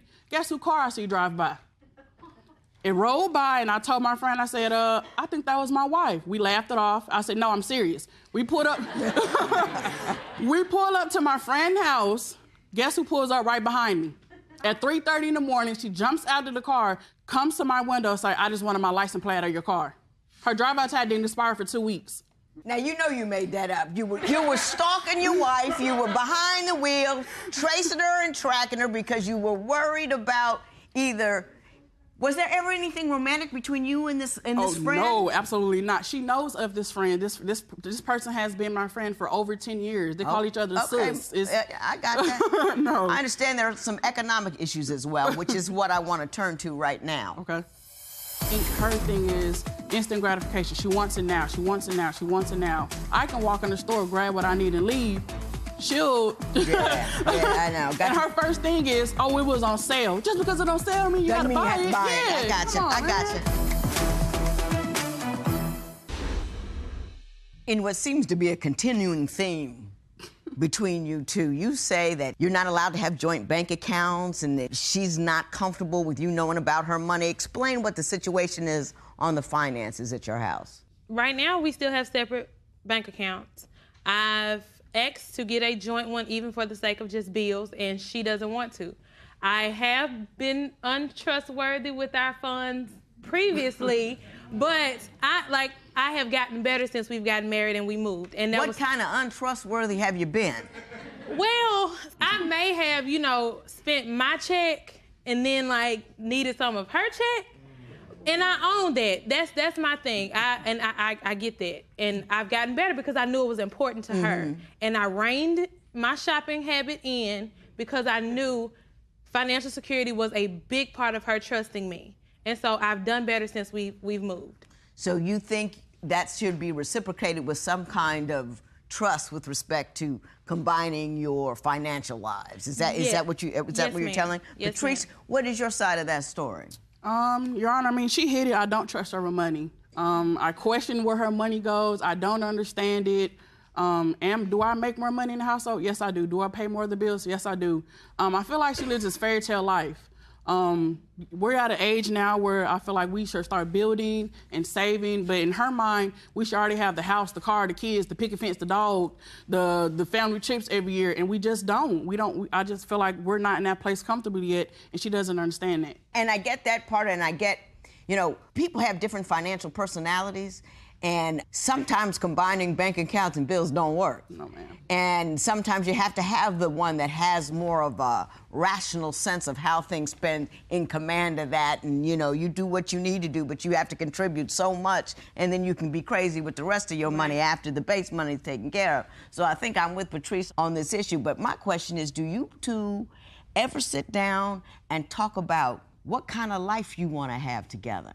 I mean, that includes the bills, and that includes how you're going to conduct yourself, what you want when, planning things out. Do you two ever sit down and talk about that? Yes, Your Honor, I think we do. I just think her thing is instant gratification. She wants it now. She wants it now. She wants it now. And I just don't think that, that's reality right now. Like, we can't afford those things. We can't do those things. I can walk in the store, grab what I need, and leave. She'll... Yeah, I know. And her first thing is, oh, it was on sale. Just because it's on sale, I mean you gotta buy it. I got you. When you do argue, I understand it can get ugly. Yes. And who is the main culprit with respect to the verbal abuse? Look at this. She's nodding, you nodding. Why don't you tell me, what kind of things does she say to you during the course of your arguments? It just depends. If it's, let's say, it's about time. I admit that I am a workaholic. I don't have that balance with work life yet. That's something that I am working on. If she's asking for time or want us to do stuff, we'll be arguing about it. And she'll be like, well, if so-and-so wanted to do something, you'll do it. If this person wanted this from you, you'll do it. And I'm like, why would you bring that up? Especially if it's someone that I've helped. So you're not talking so much verbal abuse. What you're talking about is she's always bringing up the past. Yes, ma'am. She's always bringing up the past. Yes, ma'am. What do you say with respect to the manner in which she argues, how she speaks to you when you argue? That's part of the reason why I feel like I do, because it gets so ugly. And when it gets ugly, it's so hard to come back from that, you know? And I don't think she understands that. Like, she's called me the B word or tells me I'm acting like one, and I don't like that. And I've verbalized that to her, and it's gone in one ear and out the other. Like, she just feels like, well, I didn't say you were one, I'm saying you're acting like one. And I feel like same thing. And there have been times that I feel like she tries to belittle me. I've always been somebody that's been confident in who I am, regardless of how much weight I've gained, regardless of what my hair looking like that day. I love myself. And nobody can take that from me. And I don't know if that's something that threatens her or what it is, but I feel like she does everything in her power to chip away at my self-esteem. And she just says things like, she's looked me in my face and told me she didn't care about me. Man. And how do you come back from that when it's somebody that you love so much? I hear what you're saying, Patrice. I want to spend a little time digging in your head a little bit, figure out what's going on in there.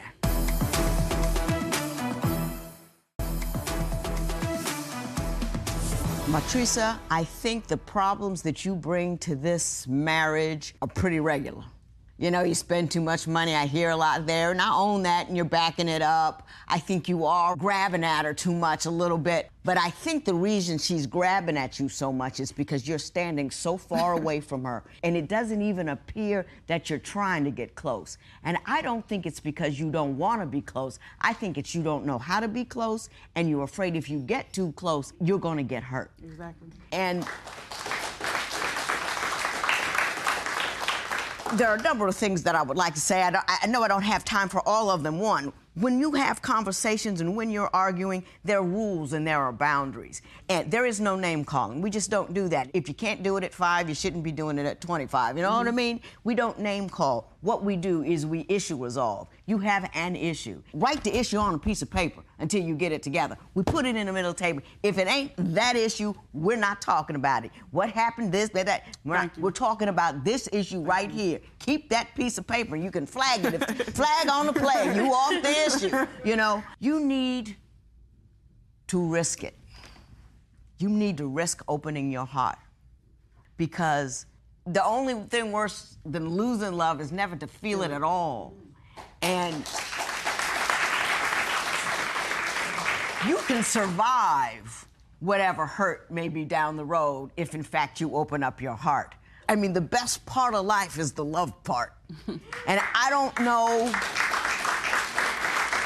if you were raised in a family that didn't know quite how to love you or quite how to express it. And if that's the case, because we read off that script that our family writes for us, and if it was a lousy script, you don't know how to perform in a better way. Right. So maybe what you need to do is go see somebody and talk about, how do you open up? How do you love somebody? How do you pick up on what other people need and give it to them, and then surrender yourself to the beauty of being in love? You won't regret it. It'll be scary the first time. So I'm gonna ask, I think you both need to go and see somebody. I'm not separating the apartment. I'm not doing it. Okay. I think you're two wonderful people that need to learn how to conduct a marriage. You need to learn how to have a conversation, and you need to learn how to let loose of all that fear. And a lot of that has to be worked on internally. You with me? Mm-hmm. Yeah. Yes, ma'am.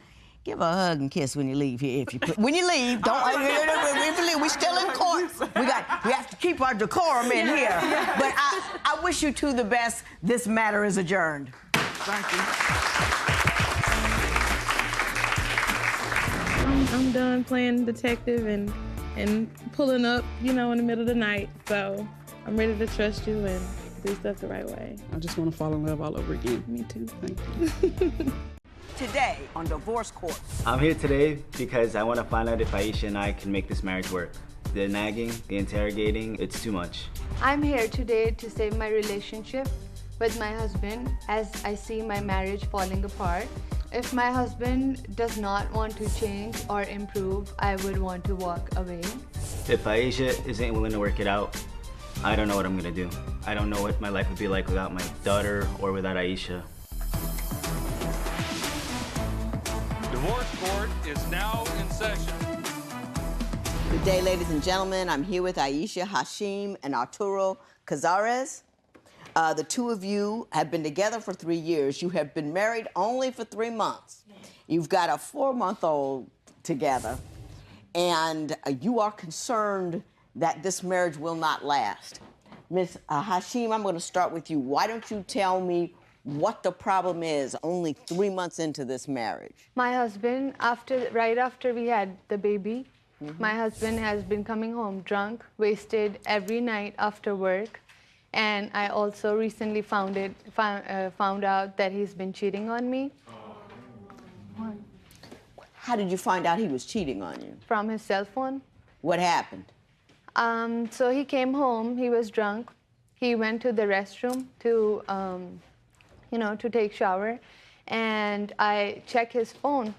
So I was checking his phone and I saw text messages, which was not a complete conversation, but it was text messages from a girl he used to talk before we were dating. And the text messages said, "Get home safe and good night." Mr. Cazares, did you in fact have a little liaison with somebody else while you were married? I did not. None of the text messages don't say my name. They don't say that it was me. I told her that it was, for somebody else. Now, wait a minute.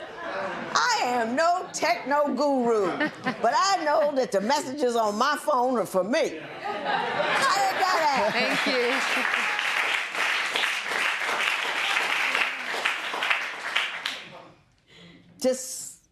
Just happened to be around, and the chick you used to talk to, too. Well, that's what she thinks. She thinks that anytime, a name comes up or a number, hey, how you been? She automatically assumes that it's a woman and it's somebody that I used to be involved with, and that isn't always the case. You've been faithful to her ever since you two have at least been married. Yes, That's 90 days. You gotta, yes, I have. Yeah, 90 days. You cool for those 90 days. What about the drinking, Mr. Cazares? Drinking, I feel like she's just exaggerating. Before we got married and before we were in a serious relationship, it was something that I used to do a lot. Being from New York and working in a restaurant, there isn't really much of a social life unless you go out after work. And that's not much of a social life in New York. I mean, if you work in a restaurant and you work from 4 to midnight, when are you supposed to hang out and when are you supposed to do something? New York never shuts down. That's what I'm saying. Exactly. That's why. I'll be in Times Square 3 o'clock in the morning going places. I want to know what you're talking about. That's why my social life starts after I get out of work. And like I said, she's exaggerating. It isn't every day. It's once or twice a week. And I think do you get drunk? Not the way she's saying. I am fully functioning. I do know what I'm doing. I'm the man of the house. I'm the one that pays the bills. I don't see why I can't do what I feel like doing without. Wait a minute. Whoa. Is it peculiar to the fact that you pay the bills that allows you to do what you want after work? No, I think regardless of whether I pay all the bills or not, I think if it's once or twice a week, I don't see the harm in that. Okay. Especially when Is it only once or twice a week? It is not. He works 4 days from Thursday to Sunday, and all 4 days, or maybe 3 days the most, is when he comes home drunk and wasted. And by wasted, I mean he is wasted because this one night when he came home and he was drunk, I didn't know where he went because I was in bed and I turned around. He was in there for a few hours, and I went back and he was sleeping in the bathroom. Now, what kind of drunk is he? Is he a happy drunk? Is he a mean drunk? I would say he's a happy drunk if you don't ask him questions. Most drunks would rather you didn't ask questions. That's very good. Yeah. But I understand that there is a lot of contention in the house, screaming and carrying on. Why don't you tell me what you two are fighting so much about? I was really patient in the start. Right after the baby, he started drinking. Before the baby, he did not used to drink that much.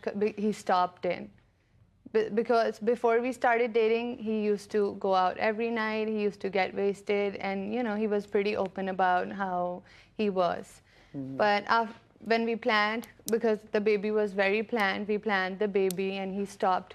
Why would you plan the baby before you got married? That's what I want to know.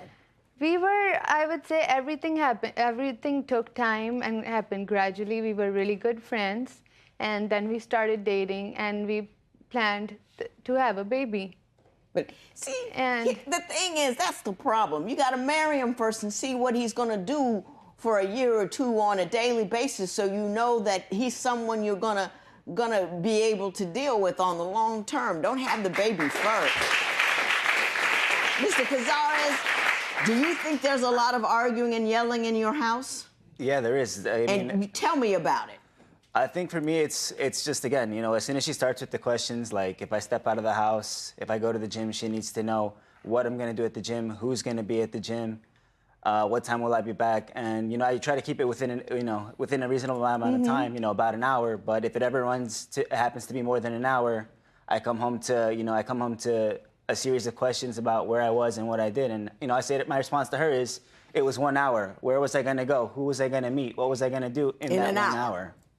And now, are you running them real tight? Are you playing them real close? He goes out for an hour. You got to have a whole bunch of questions and whatnot when he gets home?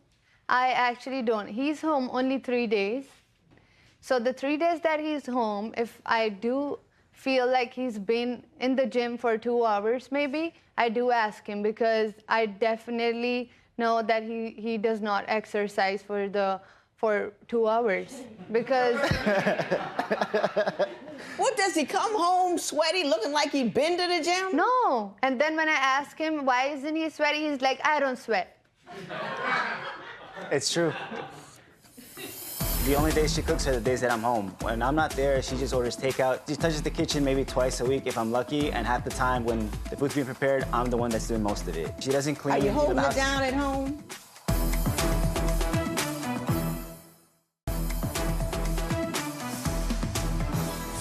Mr. Cazares, I want you to tell me what you say is the atmosphere in your home. You say there's a lot of yelling and fussing. Has it changed since the baby came, since marriage? What's going on that's different than it was before? I think it began after she stopped working. You know, after she was 3 months pregnant, I told her that she could stay home, that she didn't have to work, that I would pay everything, and she could just focus on having the baby, and that if she decided to go back to work, you know, I just asked her to wait until my daughter was 6 months. And I think maybe it's just one of those things where she just has too much free time on her hands, and she just finds herself. What do you fight about? Is it always about drinking and girls, or is it the general? Mostly, well, tone? no, it's a little bit more to that. You know, like she says, I am home Monday, Tuesday, Wednesday, and on those days, I think those are the only days that she does anything at home. She waits till Mondays so that we can do our laundry, that we can do the grocery shopping, because she's not capable of doing those things when I'm not home.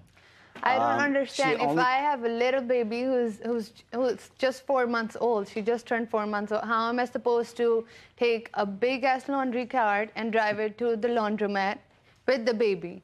I have to do it when he is home. It's cute. I usually don't allow cursing in here. How am I supposed to take a big-ass laundry? That was funny. But anyway, let me ask you, you say he's verbally abusive. In what way is he verbally abusive to you? So when he comes home drunk and wasted, if I do ask him a question, because some days, like I said, he's happy drunk because I do not ask him questions because I don't want him to scream. Because there's been times where the neighbors have asked me questions. Generally, Ms. Hashim, it is not a good idea to pose questions to intoxicated people. They don't give you good answers. And all you do is stir up trouble, and you don't get to the resolution of anything. If you want to talk to somebody, wait till they sober up. That's just a word to the wise. I do understand Mr. Cazares, that. let me ask you this. Yes. You believe that she just doesn't do anything, that she was raised in a privileged atmosphere, that she hasn't taken the housewife duties seriously. Explain that to me. She doesn't. Like I said, the only days she cooks are the days that I'm home. When I'm not there, she just orders takeout Thursday through Sunday. Like, she touches the kitchen maybe twice a week if I'm lucky, and half the time when the food's being prepared, I'm the one that's doing most of it. She doesn't clean. Are you holding it down at home? I am. I think I am. I'm doing it really well because, okay, so if I just had one question. If he thinks I'm not doing it right, could he have the baby for 1 day and 2 days and I go to work and he could cook and do all the cleaning and laundry and all the all the problems that he's stating. Because there are days when she does not let me move, you know. She's crying and she doesn't understand at this point what I'm saying. Look, I had a couple of children, and I have managed not only to work full-time, but have the kids and make the meals. I don't, you know, I get it. Babies are hard work, but they don't mean you can't get anything done. You can get stuff done. I clean our room, I sweep, I clean the room, the kitchen is clean, whatever. You don't like the food. And the food. If I do cook the food, he does not like the food. He takes out several mistakes and several problems. Sometimes it's too Is it spicy. a cultural thing, though? I mean, she comes... Maybe a little bit. You know, I'm Mexican and she's from Pakistan, and just sometimes agreeing on what we're going to eat, even that alone can also be a reason for us to start arguing. Yeah. And, you know, I think since we've moved in together, I've been eating Mexican food that I've forgotten what I used to eat. I mean, are you open to eating Pakistani food? Yes, I mean, it may be good. Just not every day. Yeah. Not every day. You want to mix it up. Yeah, I want to mix it up. No, but it's Mexican food every day. And it's not like I have a problem with it because I pretty much eat that now. So yeah. I'm really used to it, yeah. She's hilarious. I mean, if you wanted to stay single and drink all the time, you should have stayed single and not had a baby, but you did have a baby. And you need to come home and be with her.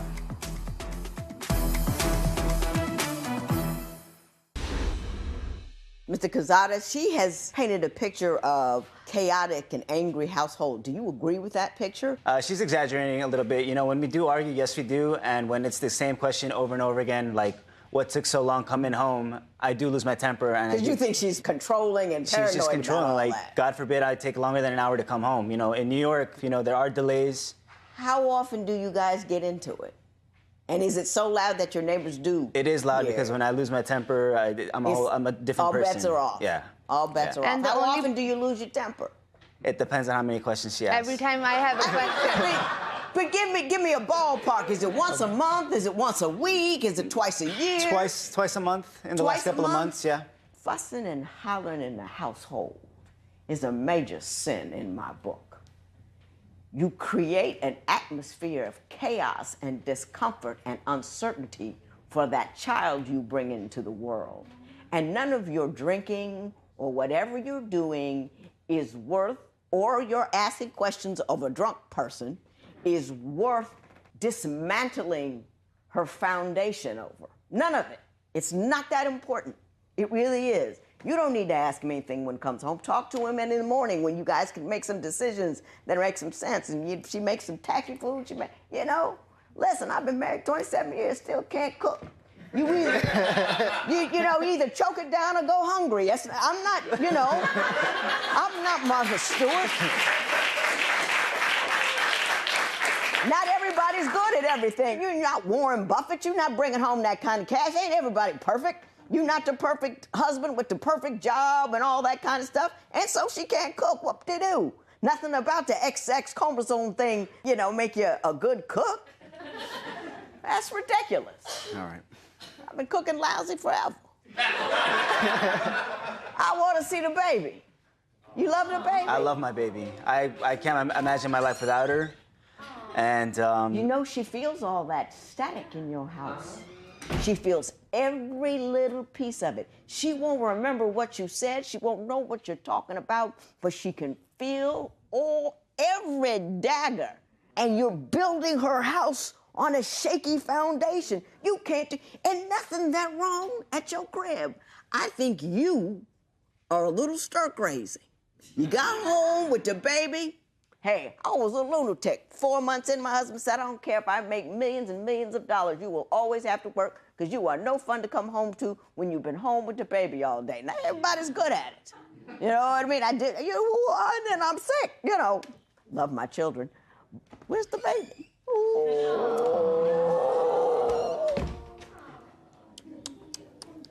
Oh, my God. Best part of the job. She's a little fussy. You a little fussy, boo. You a little fussy. It's all right. You can fuss if you want to. Yes, you can. You grow up, be a judge, put people in jail, tell them what to do. It's a lot of fun. The robe is ugly, but maybe by the time you become judge, they'll get something that's a little more fashionable. Yes. Maybe the... Uh-oh, she's about to go. Hey, take her back to Mom. I don't want to start any trouble. Bye, sweetie. Do you hear what I'm saying, though, people? Yes, I do, Judge. Yeah, ain't nothing that serious that you can't resolve in a more rational fashion. And you gotta, baby crazy is a real thing. When you're home stuck with those people all day long, you don't have, you love them and all, but they're not, they're a lot of work, but they're not very good conversationalists. You don't have a lot of, intellectual stimulation, and you're her gateway to the rest of the world. And you go to work and you go drinking, and she's been home doing the same thing all day long. She's a little hot about it. You know what I mean? Has she been taken out and made to feel joyful? Has she, you know what I'm saying? She just feels like a piece of equipment. And you gotta change. When you get married, there's no point getting married and have children and still conducting yourself like a single person. I mean, if you wanted to stay single and drink all the time, you should have stayed single and not had a baby, but you did have a baby. And you need to come home and be with her and love her and love her mother, because if her mother ain't stable, your kid ain't got a chance.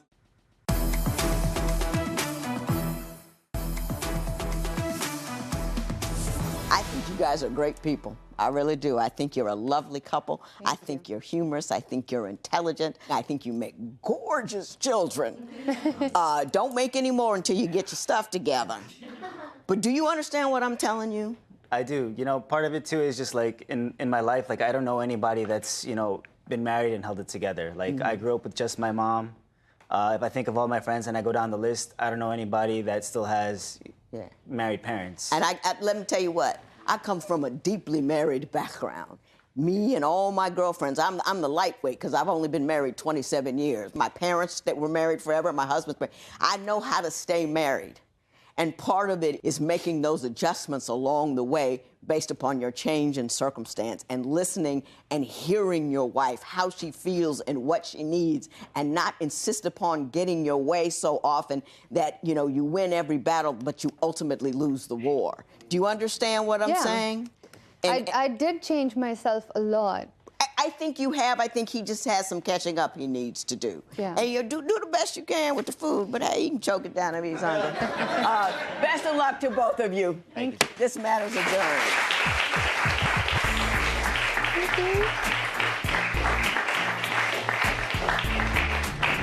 Everything I do is solely for the purpose of making him happy. I want him to take everything into consideration and at least understand when I'm trying to communicate with him or trying to tell him my problem. And I think from here on out, I'm gonna do a better job of keeping my temper in check, making sure that I ask you how you're feeling, start thinking more about you and the baby and not what I'm gonna do after work.